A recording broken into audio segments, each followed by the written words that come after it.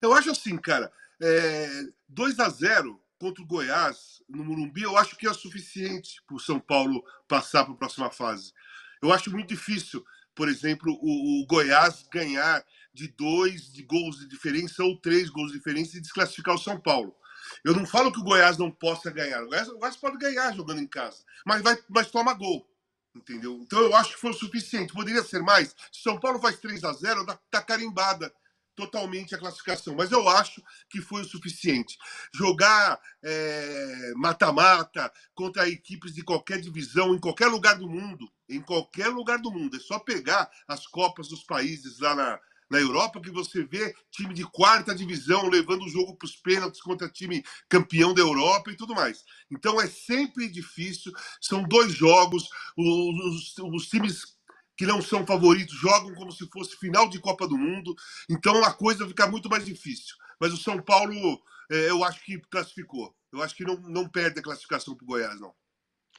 O Perrone, muita gente falando da questão da arbitragem. Teve o jogador Marcão do Goiás que foi expulso com o auxílio do VAR, né? O juiz em campo deu um cartão amarelo, um chute que ele acertou a cara do Luciano.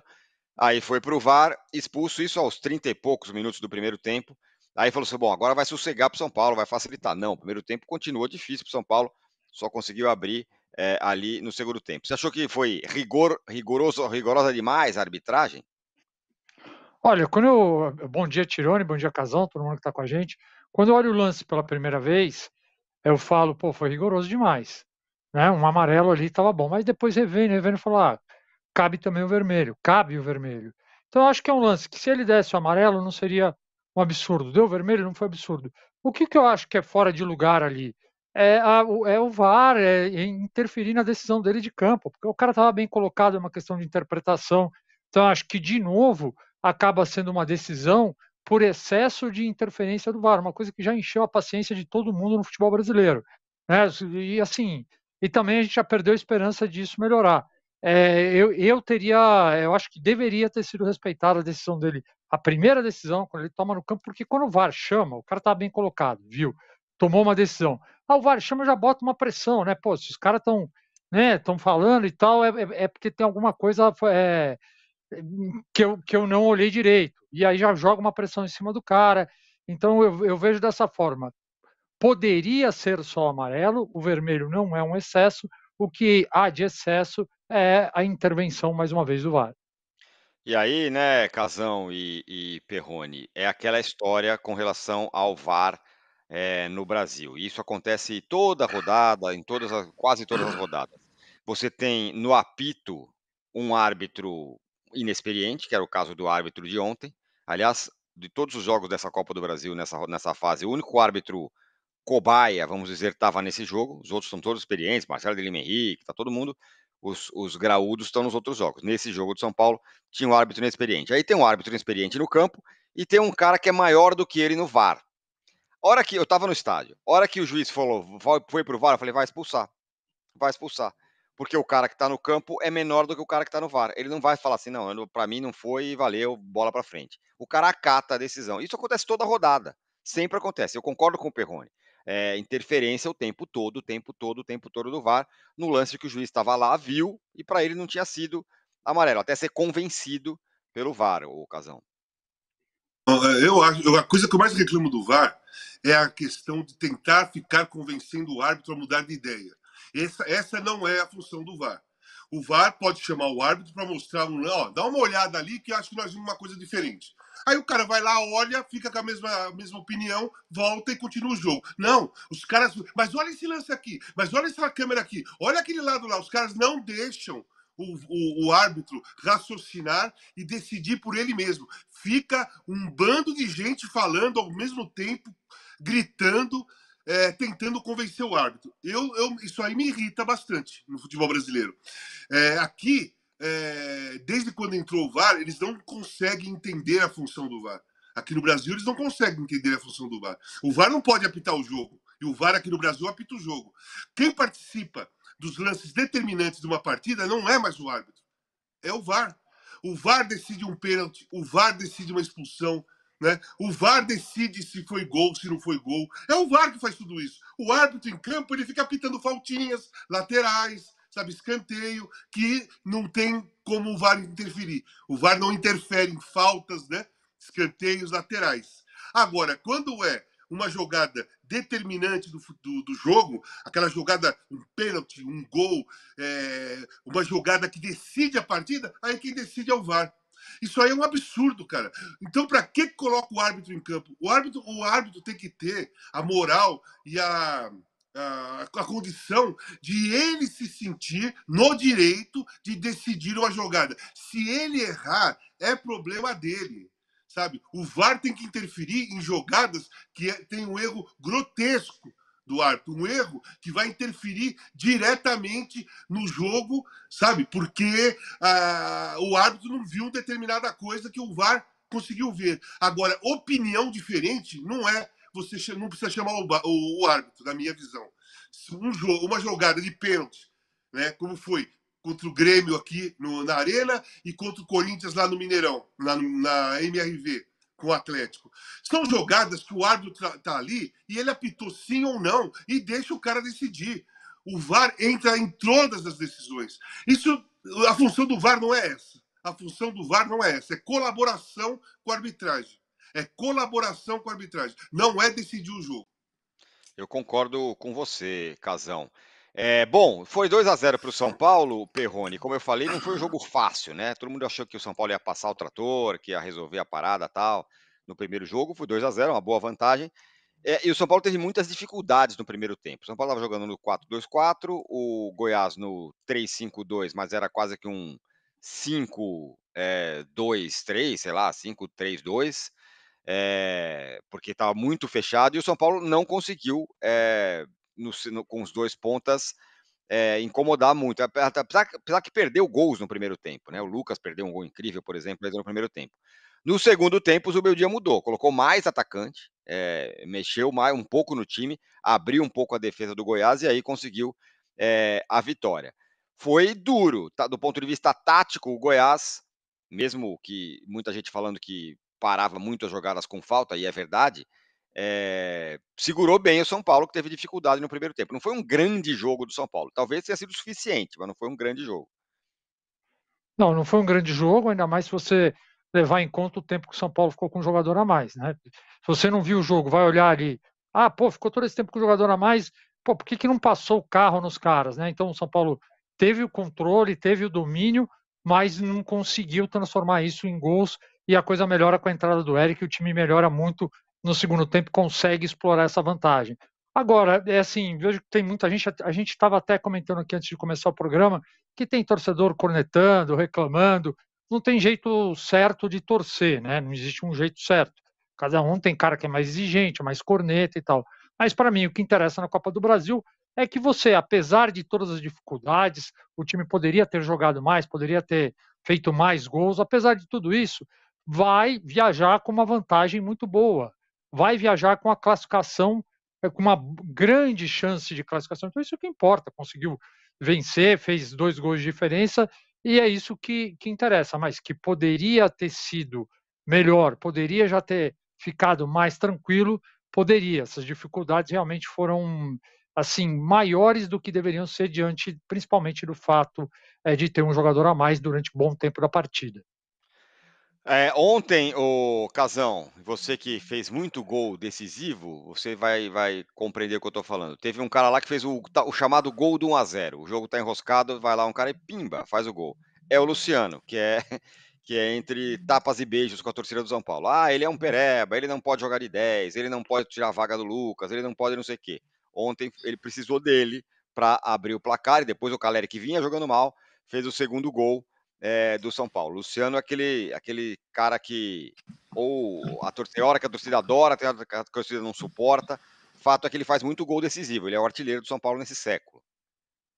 Então, mas é isso. Atacante, o volume de gols só é importante para o cara, né? Para o próprio cara que faz os gols. Porque, você faz 20 gols, 25 gols, você se sente bem, o atacante se sente bem. Mas, na minha visão, o número de gols não importa, importa o peso do gol. O gol tem que ter peso. E tem jogadores que fazem gol com peso. O Luciano é um deles, o Caleri é outro jogador. Tanto que o gol primeiro foi do Luciano, o segundo do Caleri. né? Jogadores que fazem gols de peso, né? E hoje em dia se fala muito no número de gols, né? Se valoriza o número de gols. Eu só vou dar um exemplo muito rápido, tá? O Cauã Elias do Fluminense é um garoto da base, né? Que subiu agora, que está jogando algumas partidas. Nos últimos 4 jogos ele fez 3 gols. Ele fez 1-0 contra o Cuiabá, 1-1 contra o Criciúma e 1-0 contra o Bragantino. 3 gols dele foram 7 pontos para o Fluminense. Então é isso que atacante tem que fazer. É isso que atacante tem que fazer. O resto dos gols que ele faz é importante para ele, para moral, para segurança, para confiança, mas para o time, para a torcida e para uma classificação, para um título, é o peso do gol. É o peso do gol. Então esses jogadores têm que ser valorizados. Aí você vai analisar o Luciano como um todo, ok, tem muitas vezes que não funciona o Luciano, que é melhor ter uma dinâmica maior. O Luciano não consegue pôr uma dinâmica no jogo. Tem outros jogadores do São Paulo que conseguem colocar um ritmo muito mais forte na partida. O Luciano, ele dá uma cadenciada às vezes. Às vezes não. Na grande maioria das vezes que a bola cai no pé dele, o time dá uma diminuída na velocidade e começa uma jogada mais de progressão.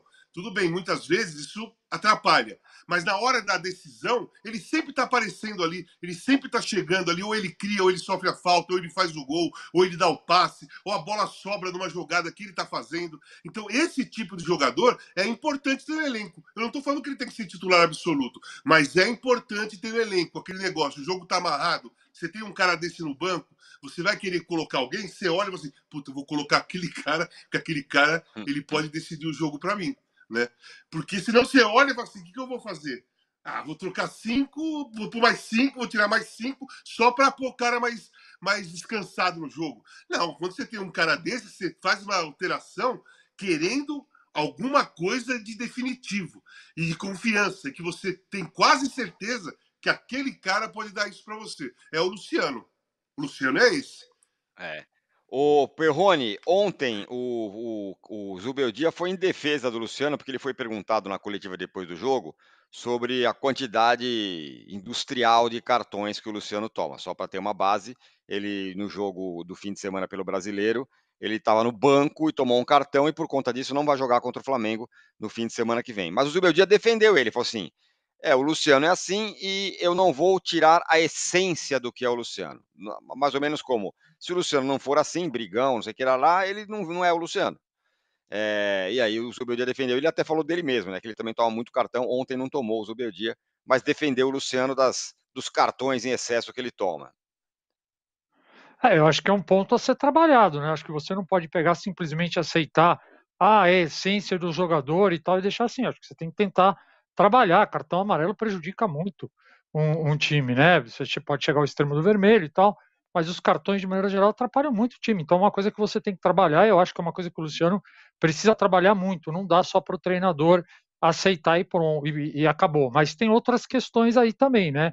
Mas o meu dia, se ele começa a questionar muito, a criticar o Luciano por isso, ele vai tomar o contra-ataque em alguma pergunta, só, pô, mas você também não se corrige, você também é um cara que reclama demais, então talvez isso tenha algum peso. E tem a questão também, assim, de muito de ajuste fino, dá para a gente parar e pensar nisso que ele falou, às vezes o treinador olha ali e fala assim, se eu forçar muito aqui, tentar mudar o jeito do cara, eu não vou ter um resultado positivo, vou atrapalhar mais o cara do que ajudar. Mas de maneira geral, eu acho que é sim um ponto que tem que ser trabalhado e o treinador não pode só aceitar isso. Tá aceitando, né? Tirando só Oi, uma coisa. fala. Só para dar um exemplo do que o Pegoni falou. O Serginho Chulapa, ele mudou o jeito dele em 82. Isso. Ele ficou meia levantada, não fazia falta, não usava os braços. Ele foi para a Copa do Mundo 82 querendo não ser ele. Ele deixou a essência dele de lado e foi ser um cara bonzinho dentro do campo. A coisa não funcionou. Eu acho que se o Serginho fosse para lá e jogasse do jeito que ele jogava aqui no Brasil, daquela forma, tudo bem, ele ia tomar amarelo, ele podia ser expulso numa partida, mas ele ia ser muito mais perigoso, decisivo, do que ele foi naquela Copa. Porque ele sempre foi decisivo a vida toda onde ele jogou, daquele jeito que ele jogava. Então, às vezes, você tem que apostar na essência do cara. Algumas vezes você tem que apostar na essência do cara. Ó, a frase do é isso, eu entendi o que você falou, Casão, e eu ia te passar justamente esse exemplo do Serginho. Eh, a frase dele do Zubeldia foi: "Me dão um cartão amarelo, mas vou seguir sendo eu. Tomarei precauções e tentarei melhorar algumas coisas, mas saio uma ou 2 vezes da área e já me dão um cartão. Não tem problema, minha essência não vai mudar e não quero que o Luciano mude também. Estou muito contente com a personalidade do Luciano. Luciano é isso, não quero que mude, quero que seja, o Luciano". Olha aqui, ó, quem chegou, hein? Ele mesmo, o Vocês da Imprensa, que está sempre com a gente aqui, e ele fala o seguinte: estranho ontem, na live dos dois tricolores, não ouvi mimimi, soco na mesa, indignação, chororô. Cara, vamos ser realistas, um jogador a mais por 80 minutos em casa decidiu a vaga na mão grande, diz aqui o Vocês da Imprensa. Pô, muito obrigado, Vocês da Imprensa, que estava acompanhando a live, que ele estava falando de mim, né? Que eu estava na live lá com o meu companheiro, meu amigo Arnaldo, e aí, de fato, a gente falou pouco da questão da arbitragem. Obrigado, vocês. Aí ele fala outra, falam do Hulk, mas no Morumbi o senhor Luciano apita o jogo. Mas a duplinha do blog, que sempre perseguiu o Hulk, justamente, não falam o mesmo do Luciano. Tá on fire, vocês da imprensa. Vocês, eu espero que você volte amanhã aqui, caso, sei lá, algum time que joga hoje de verde tem alguma coisa de arbitragem a favor. Volte aqui e fale, pô, roubaram para nós, quero ver, hein? Você voltar aí também. Não pode ir só na boa, tem que ir na ruim também.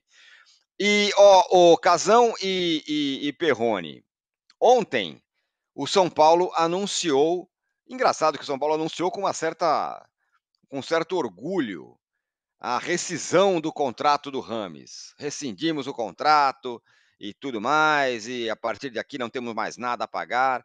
E aí muita gente tratou essa notícia da seguinte forma: São Paulo vai deixar de gastar 20 milhões, sei lá quanto que o Rames tinha que receber daqui para frente. Foi isso que, que muita gente noticiou dessa forma.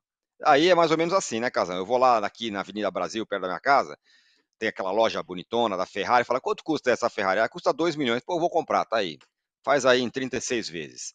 Aí eu pego, saio com a Ferrari, dou uma volta no quarteirão, falo, volta, o pessoal, acho que não vai dar, preciso devolver. E aí eu falo, custava 2 milhões, mas não, tudo bem, eu devolvo, tá tudo certo. Eduardo Tironi economiza 2 milhões. Não é assim? Então, eu acho absurdo esse tipo de visão nessas situações. Que os times brasileiros eles estão ficando especialistas nisso. Né? É uma jogada de cartola, de dirigentes, para tentar mostrar uma visão positiva de uma coisa errada que fizeram. Já gastou um montão com o Ramos Rodrigues. Vai deixar de pagar, mas já gastou um montão. Então é essa a realidade. Já gastou. Não teve, o Rames não fez nada no São Paulo. E o São Paulo gastou uma fortuna pelo tempo que ele ficou aí. Então gastou sim uma puta grana. O Corinthians faz isso o tempo todo. Né? O Fluminense tem um monte de jogadores com mais de 35 anos lá. O Douglas Costa recebeu um contrato com o Fluminense. O Fluminense deixou de gastar nada, já pagou um monte pro Douglas Costa ficar o tempo que ficou, sabe? Então, essa narrativa é uma tentativa de narrativa para mostrar uma jogada positiva numa decisão de uma direção de clube, que na realidade é um erro. Eles erraram, escolheram mal, gastaram uma nota, sabe? E agora só não vai gastar mais. Eu acho que o termo certo é assim: São Paulo rescinde com o Rames Rodrigues e vai deixar de gastar mais com ele. Eu acho que mais é isso. Vai deixar de gastar mais, porque já gastou um montão, gente. Aquilo aí não vai ser devolvido, não. Pagou. É isso, exatamente isso. Eu não consigo entender essa narrativa que vai deixar de gastar ou vai economizar. Pô, então vai economizar 20 milhões? Contrata alguém com essa grana, né? Se fosse assim, né? Demais. Economizar é demais. Agora, o Perrone, quem se manifestou sobre a saída do Rames Rodrigues foi o Caleri, depois do jogo. Ele falou o seguinte sobre a saída do Rames Rodrigues. Vamos até colocar, ó, tá aí na tela. Eu amo ele, como joga. A gente não conseguiu encaixar ele. Ele é um camisa 10, jogou no Real Madrid, melhor jogador da Copa América. Uma pena ele não se encaixar aqui. É um dos maiores jogadores com o qual joguei. Uma pena ele ir embora. Para nós seria muito importante ter ele no time para ganhar a Libertadores e a Copa do Brasil. Se o melhor para ele é sair, eu estou com ele, disse Jonathan Calleri sobre o Rames Rodrigues, elogiando bastante o jogador. Fato é que talvez no treino lá o Rames pudesse encantar todo mundo, mas é que a torcida do São Paulo não pôde nem ver. Isso porque ele mal jogou, né? Porque até por culpa dele. Não, sem dúvida. E assim, a gente o resultado disso daí, se a gente for olhar friamente, ele não é uma surpresa, né, porque o Rames nos últimos clubes pelos quais ele passou, não apresentava um futebol de excelência. Ele não, sabe, chegou no São Paulo, assim, se ele apresentasse um futebol de excelência no São Paulo, seria fora do que ele vinha fazendo normalmente. Então foi uma aposta, apesar de todo o nome que o cara tem, foi uma aposta de risco. E agora sim, não deu certo, né? Pode ser uma pena pelo que ele poderia fazer e tal, mas de fato não deu certo, né? Era muita grana para pouca produção, pouca produtividade. Só que o que é curioso nessa história é que justamente no melhor momento que ele vive, não no clube, mas na seleção que faz uma Copa América excelente, ele sai, né? Que é o momento que, em tese, você teria mais esperança. Né? Pô, olha a Copa América que o cara fez. Mas e quem garante que ele conseguiria, enfim, jogar no clube o que ele jogava na seleção? Né? Você nunca ia ter essa garantia e a gente vai. Essa história, Tirone Cazon, termina com esse grande enigma, né? Existem várias teses, tal, mas ninguém consegue cravar. Por que ele não conseguiu jogar no São Paulo que jogou na seleção, especialmente na Copa América? Pois é, Casão. Tirone, Tudo bem. só Oi, falar oi, uma fala. coisa. Diga lá. Então, olha só o Rames. O Rames, em 2014, foi o melhor jogador da Copa, né? Fez o gol mais bonito da Copa de 14, fez parte ali dos melhores jogadores da Copa, né? E viveu com isso por muito tempo. Foi para Real Madrid, não conseguiu desenvolver, Bayern de Munique, Everton, foi para Olympiacos, girou vários clubes ali, pô, Bayern de Munique e Real Madrid, né? Ele jogou e não conseguiu desenvolver. Aí ele veio para São Paulo, ficou aí no São Paulo, mostrou que não é um cara de grupo, pelo menos no São Paulo ele não foi um cara de grupo, não se esforçou nada para ajudar o São Paulo ou para pegar um ambiente ali, se colocar ali dentro daquele grupo. Aí ele vai para a Copa América, é o melhor jogador da Copa América, a Colômbia foi para a final, jogou muito mesmo na Copa América, aí ele nem volta. Aí ele rescinde o contrato com o São Paulo em comum acordo e vai embora. Será que se ele tivesse jogado mal a Copa América, ou não tivesse, sei lá, tomado cartão, sido expulso, a Colômbia não tivesse chegado até a final, tivesse perdido logo na semifinal e ele não jogando bem, ele ia aceitar rescindir o contrato? Porque aí o mercado dele ia ser muito pequeno. Talvez ele não tivesse mercado se ele tivesse jogado mal a Copa América. Mas como ele jogou bem a Copa América, eu já olho que tem Lazio atrás do cara, mais um outro time, mais um outro time. Então ele vai. Será que o Rames vai sobreviver ou vai viver por causa dessa Copa América por mais alguns anos e os clubes vão se ferrar com ele, como se ferraram até agora? É uma coisa que os clubes precisam pensar, porque ele já fez isso. Mas ele me parece viver exatamente desse jeito, o Casagrande, dessa maneira. Ah, Só você acabou de listar aí os clubes que ele passou. Ele jogou nada menos do que no Real Madrid e no Bayern de Munique. E se você vier para a América do Sul, jogou no São Paulo, que é um gigante da América do Sul. Ele passou no Olympiacos, que é da Grécia, mas é um gigante da Grécia, enfim. Ele desde 2014, que a vida dele, do Rames Rodrigues, é essa. Eu sei que tem gente que fala, não, falta o 10, porque não deixaram o Rames jogar. Não foi exatamente isso que aconteceu no São Paulo.